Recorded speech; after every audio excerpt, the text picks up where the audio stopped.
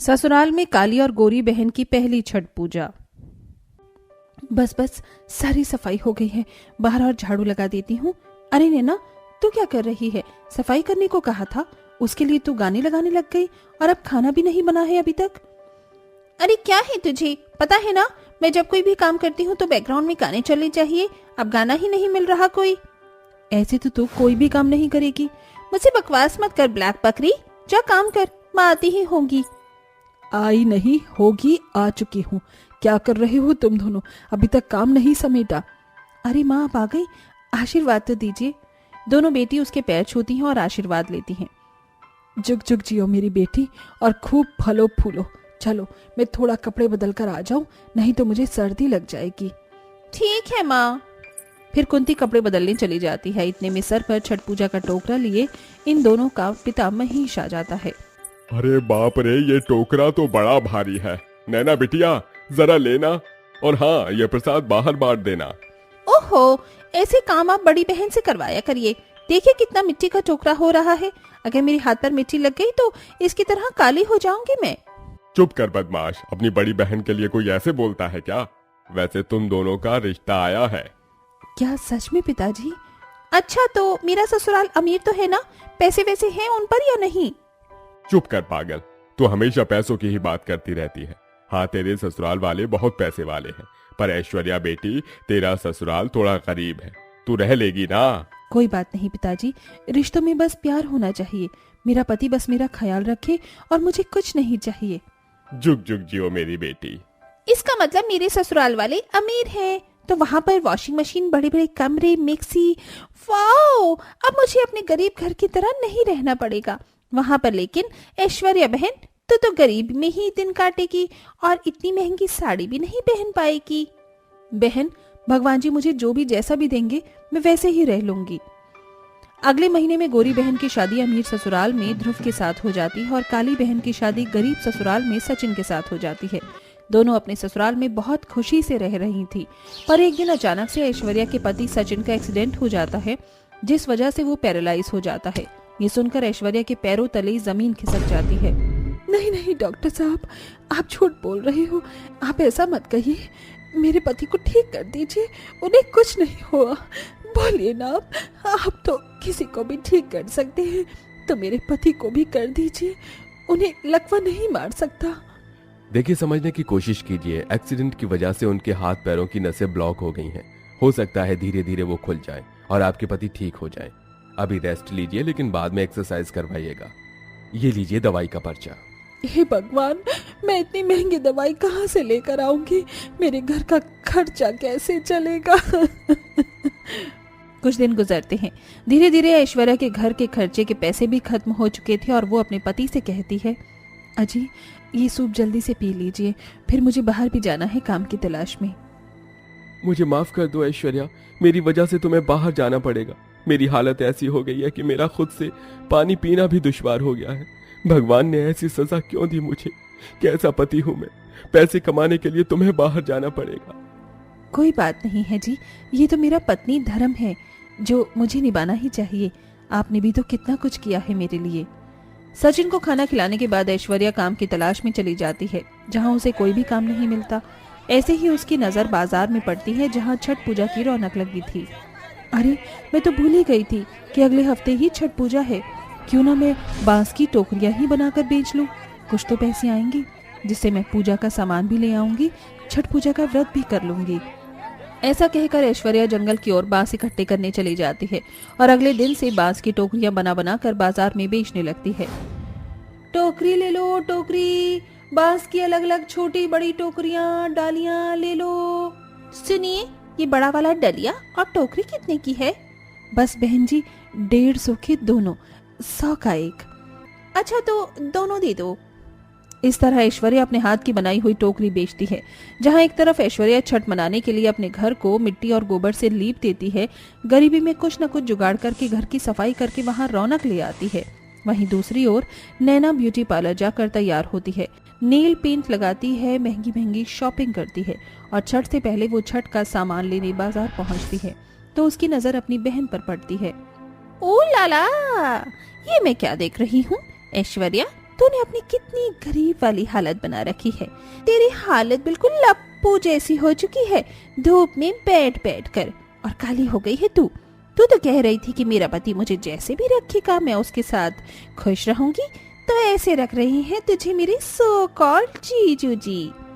ऐसी कोई बात नहीं है, पर घर के हालात कुछ ऐसे हैं कि मजबूरन मुझे ये सब करना पड़ रहा है, और छठ भी तो आ रहा है।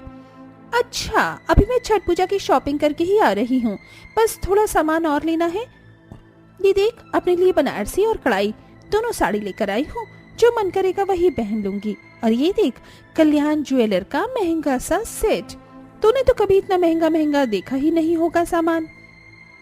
जब नसीब में नहीं है तो क्या देखना, तू मुझसे सामान ले ले। अरे नहीं नहीं, तेरी टोकरियां तो बड़ी लो क्वालिटी की हैं, अजीब सी और इतनी सुंदर भी नहीं है। वहाँ सामने देख कितनी बढ़िया बढ़िया टोकरी हैं, मैं तो वहीं से लेने जा रही हूँ। अच्छा, मैं चलती हूँ। अरे अरे ड्राइवर, मेरे हाथ में बहुत सामान है, जरा इसे उठा कर रख लो। फिर उसका ड्राइवर सारे तोहफे उसकी कार में रख देता है और जानबूझकर नैना अपनी बहन के सामने दूसरी दुकान से महंगा छठ पूजा का सामान, टोकरी वगैरह खरीद कर चली जाती है। हे छठी मैया, मैं अपनी छठ पूजा का व्रत कैसे पूरा करूंगी? मेरे पास तो कोई सामान भी नहीं है। अब आप ही मेरी मदद कीजिए, मेरे पति को जल्दी से ठीक कर दीजिए बस। फिर 2-3 दिन में उसकी टोकरी की अच्छे से बिक्री हो जाती है, जिससे उसे थोड़े पैसे मिल जाते हैं। वो लंबा सिंदूर लगाकर पूजा का और अपने श्रृंगार का सामान लेकर नियम से छठ पूजा की 2 दिन की विधि नहाकर और खाकर और खरना पूरी करती है।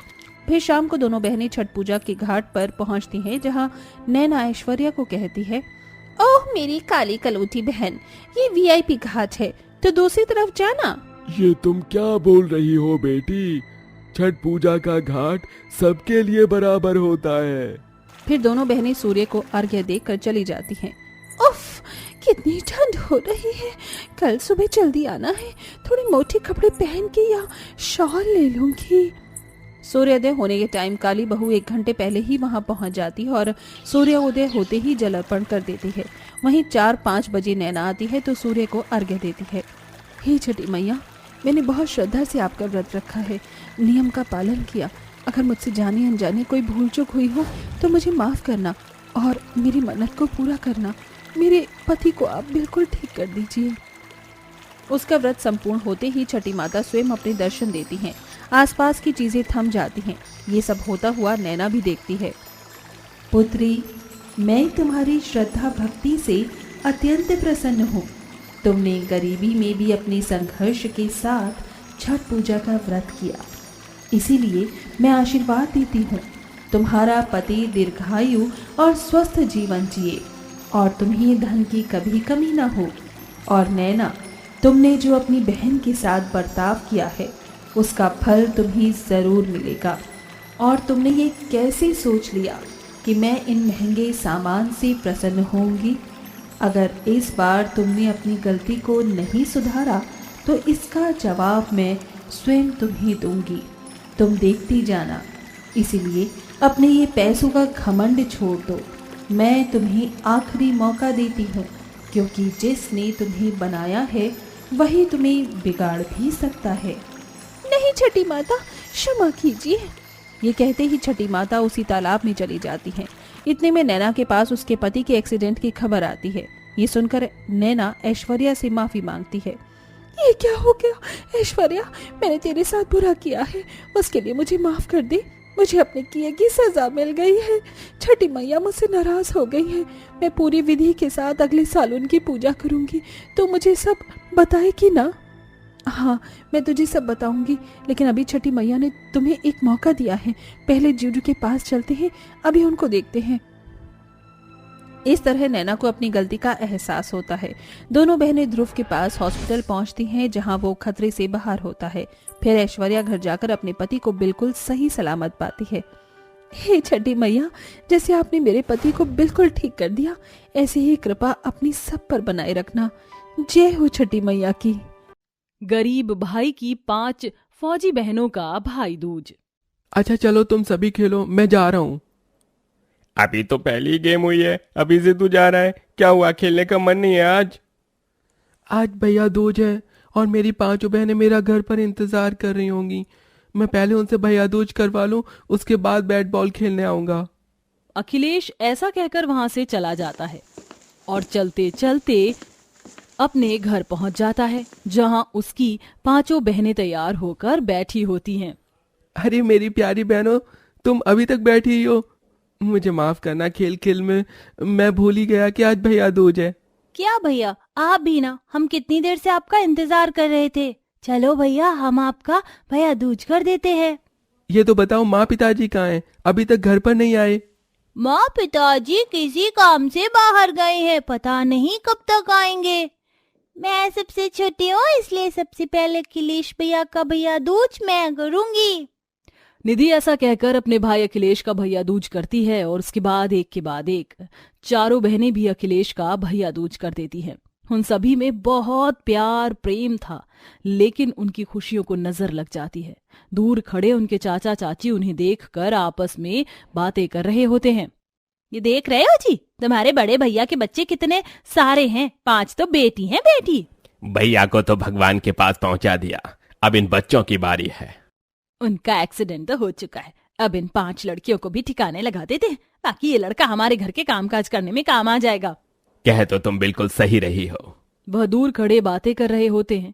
वहीं अखिलेश की 5 बहनें उसे मेला घूमने की जिद करने लगती हैं। सुनो भैया, माँ पिताजी अभी तक नहीं आए। उन्होंने हमें वादा किया था कि वो हमें आज मेला दिखाएंगे। पता नहीं माँ पिताजी कब तक आएंगे, आप ही हमें लेकर चलो ना। हाँ भैया, प्लीज लेकर चलो ना, हमें मेला घूमने का बहुत मन कर रहा है। लेकिन माँ पिताजी के बिना मैं तुम्हें कैसे लेकर चलूं? तभी वहां पर उनके चाचा और चाची आ जाते हैं। अरे बच्चों, तुम्हें मेला घूमना है, चलो हम तुम्हें घुमा कर लाते हैं। दरअसल तुम्हारे माता पिता का हमारे पास कॉल आया था। उन्होंने कहा है कि तुम सभी को मेला घुमाने ले जाए। अगर घूमने चलना है तो बताओ। अरे वाह, चलो ना, चलते हैं, मेला घूम कर आते हैं, बहुत मजा आएगा।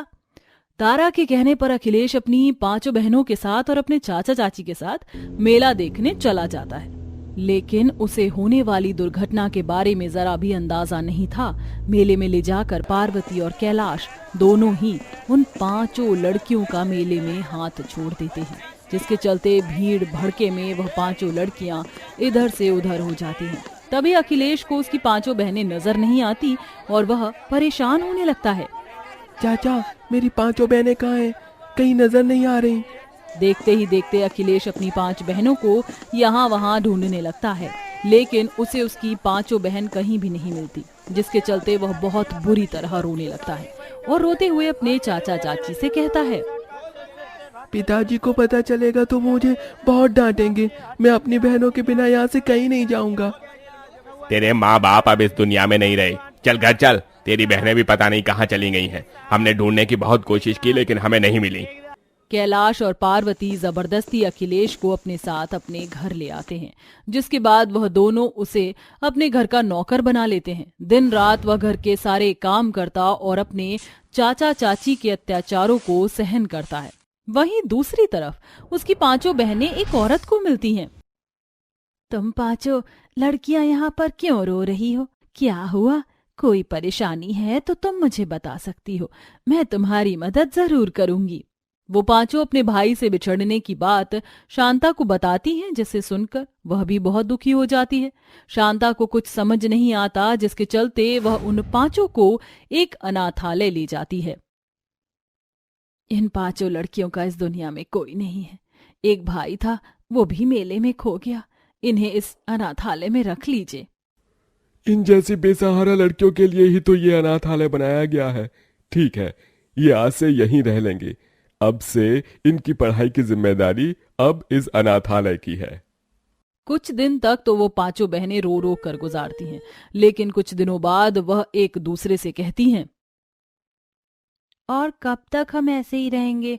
हमें अब आगे के लिए कुछ सोचना चाहिए।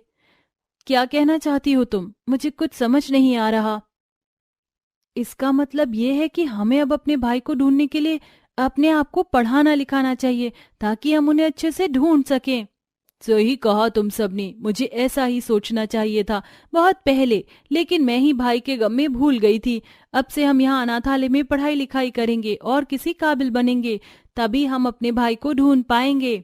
उस दिन के बाद से वह पढ़ाई लिखाई करना शुरू कर देती हैं। देखते ही देखते 20-21 साल हो जाते हैं और अब वह बहुत बड़ी हो जाती हैं, जिसके चलते वो पांचों फौज में भर्ती हो जाती हैं। वह 5 बहनें अपने भाई को ढूंढने की बहुत कोशिश करती हैं, लेकिन उन्हें उनका भाई कहीं नहीं मिलता। 20-21 साल में वह एक बार भी भाई दूज का त्योहार नहीं मना पाती। एक दिन अचानक से उनकी पोस्टिंग कमला गांव में हो जाती है। ये कमला गांव तो हमारा ही गांव है, जहां पर हमने अपने भाई को खो दिया था। वहां भैया दूज का एक बहुत बड़ा फंक्शन है और एक गेस्ट वहां आ रहे हैं जिनकी सेफ्टी के लिए हमें वहां जाना होगा। फिर तो हमें जाना ही होगा। वह 5 फौजी बहन अपने ही गांव में पहुंच जाती हैं। भैया दूज वाले दिन वहां पर एक गेस्ट आते हैं। उस फंक्शन में बहुत भीड़ भाड़ होती है। वह 5 वहां पर काफी देर से खड़ी होती है। तभी वहां एक लड़का आता है। चाय गरम चाय वाला, चाय गरम गरम चाय चाय चाय। अरे फौजी बहन, चाय पीना चाहोगी? अखिलेश उन 5 को पहचान ही नहीं पाता और उन्हें चाय पिलाता है। तब अचानक से वहां एक बम फूट जाता है। सारी पब्लिक यहाँ से वहां भागने लगती है। एक आदमी बंदूक लेकर 5 बहनों के ऊपर चलाने वाला होता है, लेकिन उसी वक्त अखिलेश बीच में आ जाता है। वह 5 फौजी बहन उसे बचाते हुए वहां से ले जाती हैं। वह अधमरा हो जाता है। कौन हो तुम और कहाँ रहते हो? यहाँ से कुछ दूरी पर मेरा घर है, बस मुझे वहीं छोड़ दो। अखिलेश को वह 5 बहनें उसके टूटे फूटे घर में ले आती हैं, जहां उन 5 को एक बहुत ही खूबसूरत तस्वीर दिखती है, जिसमें अखिलेश अपनी 5 बहनों के साथ होता है। वह 5 बहनें और कोई नहीं बल्कि वही फौजी बहनें होती हैं। इसी के चलते उन्हें उनका खोया हुआ भाई मिल जाता है। ये तो हमारा ही खोया हुआ भाई है। मैं तो पहचान ही नहीं पाई। हमारा भाई इतना बड़ा हो गया है।